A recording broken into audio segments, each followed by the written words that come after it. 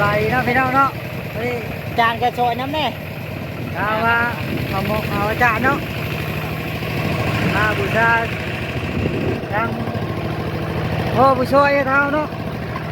เรือบารมี ดวงบารมีของเฮาให้มันวิทย์ก็วิทย์เข็ดได้บ่ายเนาะเอาก็เมื่อส่งอาจารย์เป็นที่เรียบร้อยเนาะ โอ้ย อาจารย์ของเขาก็ ยากจัง อาจารย์สมบัติกุ้งเนาะ ยากจังคนกดตัวข้ามแน่พี่น้องเลย คนจะตกทำพี่น้องเอ้ย โอ้ยยากหลายจะคู่กับผมมีพี่น้องก็สองเพศกับเพศใต้กับเพศเหนือเนี่ยผมมีอยู่คู่มาที่ไข่พระแม่บาจะต้นนางพระเจ้าเป็นอาจารย์เลยมาเก้ความพันในเขาเจ้าวันพันพอดีวันสิ่งที่ชั่วให้แฮปปี้เลยออกตรวจญาติโยมหาอาจารย์มาสักการะบูชาแก้ก็พันไหนพี่น้องพอแก้ตกแล้ววันนี้ต้องมีกับเมื่ออยากออกตรวจญาติโยมเมื่อเดือนตุลาออกตรวจญาติโยมกับความลำบากแต่เบิ่งกันพี่น้องเอ้ยจะได้ความยากความช้ารถไถก็ใส่ได้เกียร์สองพี่น้องต้องใส่สามเกียร์ใส่ได้สองเกียร์พี่น้องจังหวะความยากความช้าเนาะอย่างไรกันให้วิทย์ค่อยไปเด้อก็น้ำตามหายก็เข็นเว้นน้ำก็เจ็บก็ไข้ก็เป็นก็ตายเกิดมาแต่โดย พอเรื่องรถไฟเนี่ยเขามีเขาเกียร์สามนะแต่ว่ามันใช่ไหม ใส่ได้แต่เกียร์สองเวลาอาจารย์ที่ให้มันก็ใส่ได้แต่เกียร์สองเนาะแต่ยากง่ายใช้สวยเป็นสุ่มอาจารย์พี่น้องเลยเดี๋ยวบางท่านสลับบางประเทศนอกกับบางประเทศอาจจะบุญยุ่งยากคือเดี๋ยวก็เป็นที่จำเป็นเหนือแล้วเนาะในเขตนี้ยุ่งยากแบบนี้เนาะบางท่านที่ว่าเข้าใจว่าอาจารย์นี่ก็โยเย่ในด้านพุทธศาสนาด้านศีลธรรมในพ่อแม่พันสุนยุ่งยากหรือพันนั้นบดีพันสิ่งที่บุคคลพันกับพันคนว่านะแต่ว่านอนหลายกับนอนหลายพี่น้องชนิดเนาะจังว่าให้คิดพิจารณาน้ำกันพี่น้อง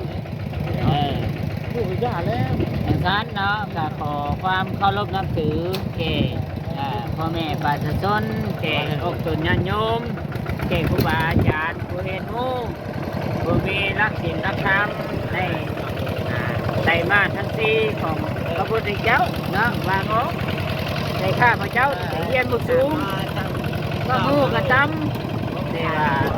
อกตนญาติโยมปฏิบัติถ้ามาเฮ็ดมาเฮ็ดเนาะแต่ว่าวิทย์ใหม่แล้วมาเมื่อช่วงเมื่อไปดอกก็เป็นเมื่อช่วงอาจารย์นั้นเมื่อช่วงคนไทยเกี่ยวกับเมื่อช่วงอาจารย์ก็อาจารย์ต้องมองทุกท่านเมื่อก็ยังมีเอาน้ำสุรามาเก็บได้หมดในกระยาเนาะในก็ให้ติดตามไปเด้อวิวหน้าจริงเนี่ยให้ขึ้นเด้ออย่างเดียวเนี่ยเด้อวิวหน้าจันเวียง นี่น่าวะ โค้งอะไรลุงเฮ้ยเส้นทางเด้อเส้นทางทีมงานเท่าสายผู้ช่วยเยี่ยมวันนี้เนาะอันทีมงานไหนว่าทางมันทีมงานสายผู้ช่วยอันเป็นอะไรวะเพลงใหม่เด้ซิงเกิลใหม่เนาะขอโทษน้ำลายเด้อเบิ่งเส้นทางเขาก่อนเนาะปีนี้นักน่วงแห้งเด้อปีเด้อได้ใช้รถไถเด้อไปส่งอาจารย์มาแก้ข้องพันของพ่อเนาะก็พันบุรีเอาอาจารย์พื้นบ้านเขาแก้ไขบ้านเขาเนาะมาแก้ไขไปก่อนเนาะเส้นทางเขามื่นโปรโปเป๊ปนี่ตอนนั้นเส้นห้องเนาะนี่ดูเต็มหกแบบเด้อความชกความยะกันใดเด้อเขาก็ยังที่สู้ไปนี่แหละจนฮอตอันคือแบบนี้ได้ความหมายว่าอุปสรรคเข้ามาเขาก็ต้องสู้ให้มันฮอตจุดนั้นเนาะให้มันผ่านจุดนั้นไปฮอตก้อนเขาจังสู้เอาเรื่องต้นหน้าไปขอบารมีนะมัน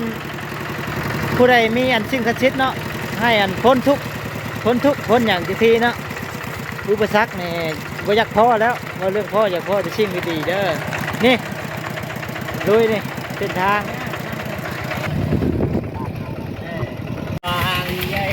พี่น้อง แบบนี้ นี่ก็หนทางเนาะบ้าน ไม่ได้เลย คุกมาคุกสว่างไปหามาทับพี่น้องเอ้ยเส้นทางมันก็ยากเนาะ เข้าใจเด้อลาคำแพงโอ้แม่แก้มแดง ทางก็ยากคนเราสบายอยู่เนาะ แบบนี้เรียกเฮ็ดงาน เจ้าเดียวดี ไหน ป่ะ ก็ว่า อ่า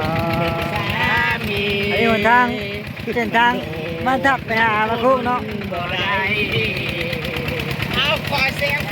พี่น้องเอ้ยกลัวเป็นแบบนี้คนบ่ได้เด้อไปเมียไปพี่น้องให้ได้ไปต่อเข้าไปมาอย่าออกไ